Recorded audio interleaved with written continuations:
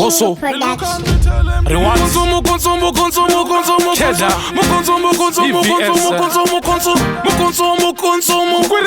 Kufu kwere jablonyeni Diri mare Zodada nezvandiri apa ndisingatonyari Ndichiti isusu atisi kugwina pari Kana vachiuya kwatiri Vaka rohwa nendare Handisiwe pasi chigare Asi ndakataura kuti pasi handigare Ende handirari handina wari handiti zvinhu zvangu ndiri muhari zvinhu zvangu zvese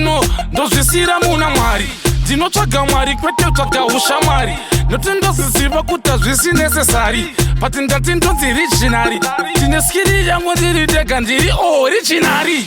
ndovaziva vana fari havafari asi zvinhu zvangu handimiswe nani kana muchindibheka munondibhekera mochari noti nini handizokwanisa kubhekerwa mubhekari nditori munhu kuti handibve kukalahari kana kunzi kusafa ndiri musafari but ndichingoti kana ndichitongoita yandoita gara maziva kuti nditori chambari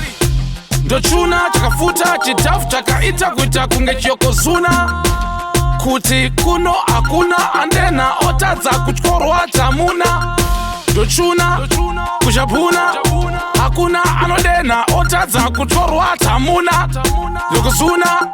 ndokuchuna tuna mutuna kwataura chiti achazive kuti kuramba here kana kuti kupfuma uda kuti tosikutuma here kuendesa kumfombi totidzokera kukambuzuma ndokuudza kuti nyange ukada kuku nokutsoma kazviruma nekuti unenge chimombe chimanzuma chiri kupfuma uchitanga uri kuuya apa uchienda uri kuenda kupi ndani akutuma iwe ndani ange akusuma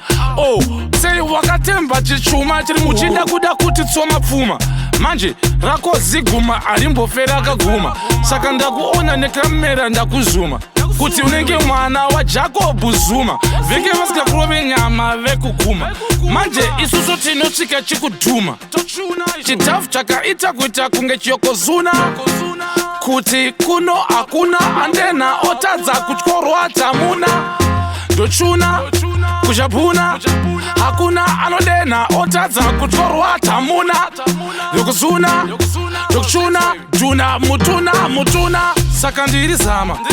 rava kafoira vazama ndichiti vajaira kuguta nekukotama nguva inenge vakuenda isusu takavapeta wange shwama tikaratidza kuti tinopisa wange sama tikapiwa sama yatonzi osama kubva